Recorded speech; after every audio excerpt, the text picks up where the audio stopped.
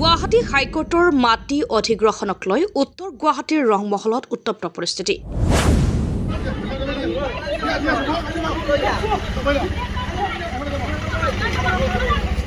কামৰূপ জিলাৰ আয়ুক্ত অতিৰিক্ত আয়ুক্ত কে মণ্ডল কাননগোকে ধৰি আৰক্ষীৰ বৃহৎ দল উপস্থিত ৰংমহলত। আৰক্ষীৰে তৰ্ক বিতৰ্কত লিপ্ত ভূমিৰ গৰাকী।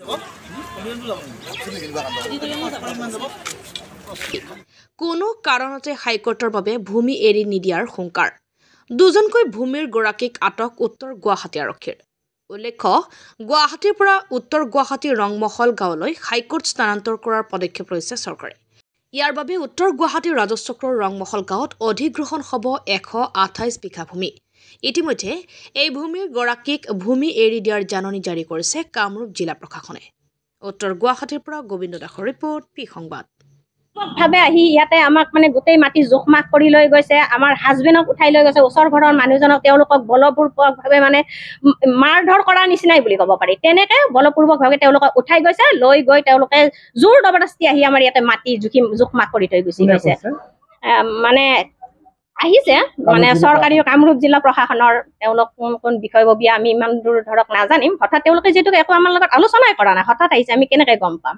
বহুত আহিছে, পুলিচ মিলিটাৰী চব ভৰ্তি কৰাই দিছে। তেনেকে অৰিজিনেল ম্যাদী পট্টাৰ মাটি হয় আমাৰ অৰিজিনেল। আমি স্থায়ী বাসিন্দা, ইয়াতে 25 বছৰ হ'ল। ইয়াতে আমাৰ 2.5 বিঘা মান হ'ব। আৰু প্ৰথম আমি যেতিয়া মানে মানুহৰ মুখে মুখে গম পাইছিলো, কোনোতো নটিচ আজিলৈ নাই, গম পাইছিলো তেতিয়া যে তেওঁলোকে ক'লে হাইকোৰ্ট হ'ব, মেপ এখনো ওলাইছিলে যে পিছপিনৰ পৰা যাব, কোনো মানুহৰ ক্ষতি নকৰে, ঘৰ ক্ষতি হ'ব দিয়া নাই, CM ছাৰে কোৱা বুলি তেওঁলোকে কৈ আছিলে। কিন্তু পিছত গৈ তেওঁলোকে হঠাৎ আহি যোৱা বছৰ ডিচেম্বৰৰ 6 তাৰিখে জোখমাখ কৰি থৈ গুচি গৈছে।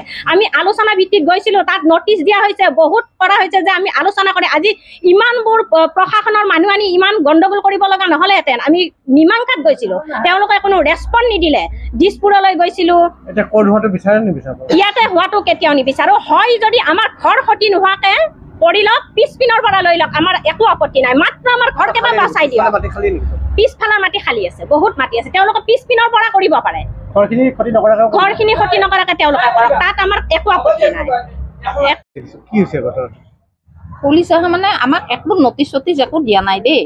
নাহি পেলাই আগতেও আহি আছে, আহি মানে মনে মনে আহি পেলাই মানে মণ্ডলে এনেই মনে মনে আহি মানুহ কোনো খবৰ নিদিয়াকে এনেই বাহিৰে বাহিৰে জুখি জুখি লৈ যায়। এনে মাটি আমাৰ মানে ভেটিৰ মাটিবিলাক জুখি জুখি লৈ যায়। তাৰমানে ইয়াতে বোলে হাইকোৰ্ট হ'ব, হা, হাইকোৰ্ট হ'লে আমাকতো আগতে জনাব লাগে, লাগে নে নাই ছাৰ?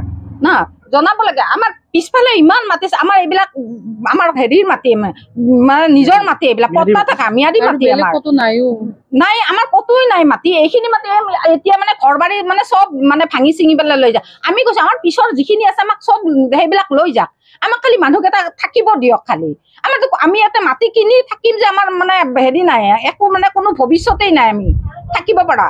কিমান মাটিৰ দাম হৈ গৈছে। পিছফালে আমাৰ মাটি আছে, আমি এইটোকো কৈছো, আমাৰো পিছফালে অলপ মাটি আছে। পিছফালে হ'ব হাইকোৰ্ট হ'ব, হাইকোৰ্ট হ'ব, হাইকোৰ্ট হ'ব। আমাৰ মাটি নাই নাই নাই পোৱা।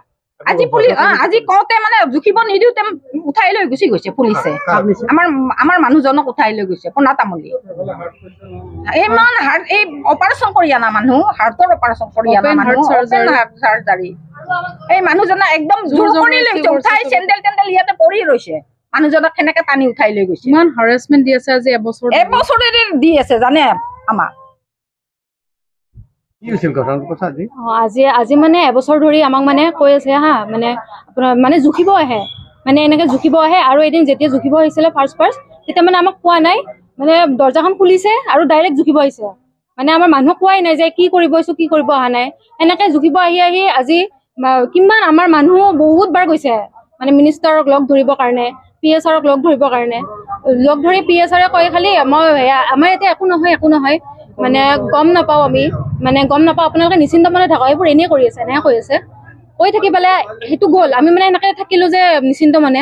আকৌ আহিছে এতিয়া, আহি পেলাই আজি মানে গোটেই একদম পুলিচ প্ৰশাসন চব লৈ আহিছে। লৈ পেলাই ইমান মানে আমাক একদম আমাক মানে একেবাৰে জোৰ জবৰদস্তি কৰি সোমাই আহিছে, গলতি আহি পেলাই একদম ঘৰ জৰ জুখি পেলাই গোটেই আমি চব মানে জুখিছে। আৰু জুখি পেলাই আমাৰ দেউতাহঁতকো পুলিচে লৈ গৈছে, দুজন ইমান মানে উচ্ছেদ কৰিছে।